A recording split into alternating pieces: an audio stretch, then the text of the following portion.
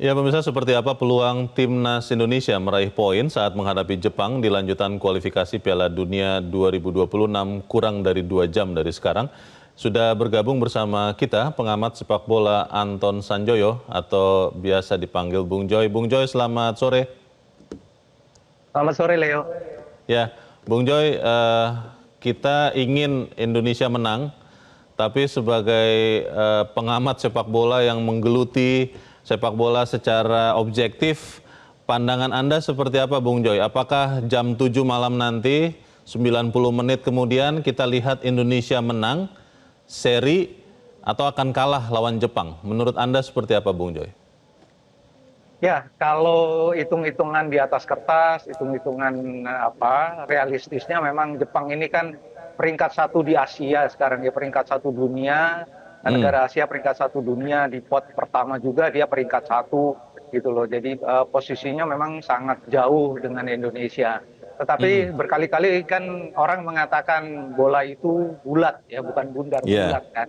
Jadi apapun bisa terjadi dan eh, harapan untuk bisa meraih poin sih menurut saya cukup besar, tidak sampai 50%, tetapi cukup besar untuk bisa meraih poin, ya paling tidak 1 poin di GBK, karena memang penonton ke-12 ini kan sangat berpengaruh ya, asal jangan juga kemudian menjadi kontraproduktif bagi pemain-pemain Indonesia. Tapi ya, yang saya dengar tadi kan Jai ini kan, yang kemarin juga saya katakan Jai ini memang layak jadi kapten gitu loh, bukan saja karena dia leadershipnya di lapangan, tapi dia pembangkit semangat yang luar biasa. Ya, saya ya. merinding kalau dengar dia tadi ngomong kan, demi negaramu, demi keluargamu, demi kehormatanmu gitu kan. Nah ini yang saya kira faktor plus yang bisa digunakan oleh pemain-pemain Indonesia untuk menghadapi Jepang. Dan tidak ada satupun orang di Indonesia ini termasuk PSSI yang menargetkan Indonesia akan langsung lolos ke babak utama di Piala Dunia, kan tidak ada target itu gitu loh.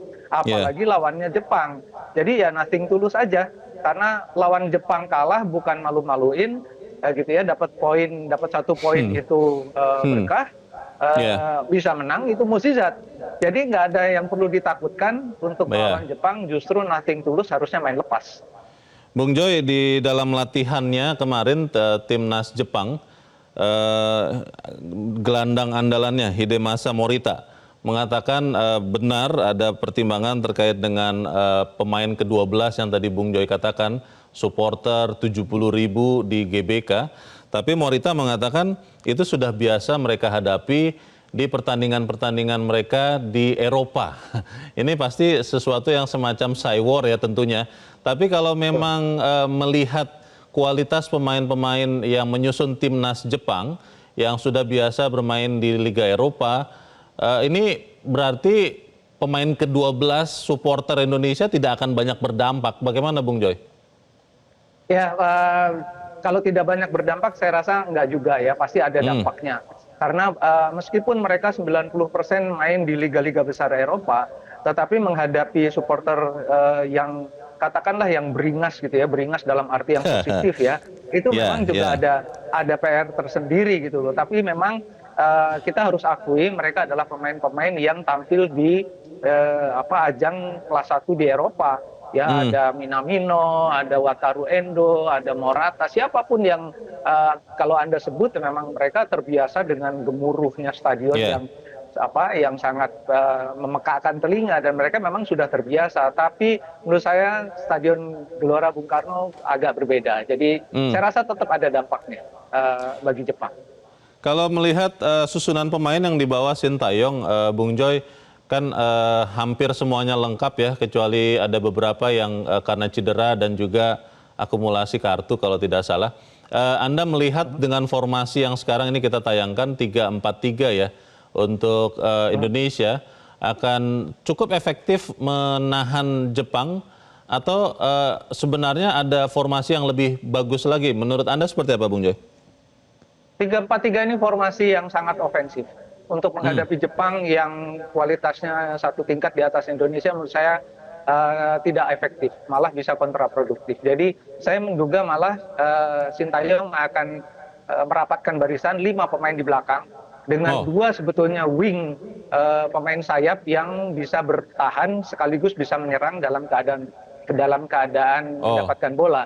Tapi dengan oke. 3-4-3 saya rasa atau 3-4-2-1 saya rasa tidak mungkin. Jadi Hmm, lebih mungkin 5-4-2-1 atau di belakang memang harus 5, tapi kalau tidak 5 di gelandangnya harus 5 dengan perimeternya para pemain sayap itu lebih ke perimeter pertahanan. Dan hmm, ini yang menurut saya lebih realistis untuk menghadapi Jepang. Karena ya, dengan kekuatan lini tengah dan lini belakang, Indonesia punya kesempatan untuk melakukan serangan balik. Tapi kalau frontal main terbuka melawan Jepang, bunuh diri.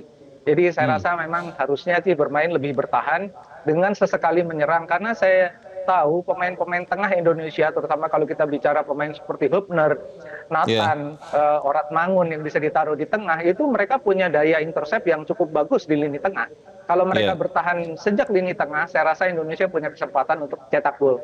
Nggak ngomong menang kalah ya, cetak gol dulu lah. Nah ini Hmm. yang saya rasa bisa didapat kalau lini tengah kuat, lini belakang kuat. Kalau kiper Martin Paes sudah yang terbaik. Ada yang menyoroti Bung Joy di beberapa pertandingan sebelum nanti malam, banyak gol yang terjadi di gawang Indonesia itu lebih karena defensive error. Ada yang mengatakan seperti itu. Ada semacam kurang komunikasi antar pemain, terutama pemain bertahan Indonesia. Anda melihat itu juga dan itu bisa jadi bahaya kalau itu terus terjadi nanti malam atau seperti apa Bung Joy? Ya, memang kalau defensive error itu biasa dihadapi oleh tim-tim yang ditekan terus-terusan ya. Hmm, Ketika menghadapi yang jelas itu kalau defensive error ketika menghadapi Cina, tetapi ketika menghadapi Australia, Arab Saudi atau Bahrain, saya rasa lebih ke memang tekanan dari lawan sangat berat sehingga hmm, memang terjadi kesalahan. Jadi bukan kesalahan ya, semata-mata komunikasi, tapi memang daya tahan untuk bertahan di lini belakang itu memang ada batasnya. Nah, ini oke, yang akan diuji juga ini melawan Jepang yang punya kualitas penyerang dan gelandang-gelandang serang yang menurut saya memang kelasnya kelas Eropa kelas 1 gitu loh. Jadi ini yang ya, akan ya. menjadi bekal nanti untuk melawan Arab Saudi setelahnya. Pemain Jepang mengatakan rumput Gelora Bung Karno tidak terlalu baik. Saya sih percaya itu juga bagian dari Cywar, Bung Joy. Apakah itu juga nanti akan berpengaruh nanti malam? Lalu yang paling penting kalau menurut Anda, prediksi pertandingan nanti malam akan berakhir dengan skor berapa, Bung Joy?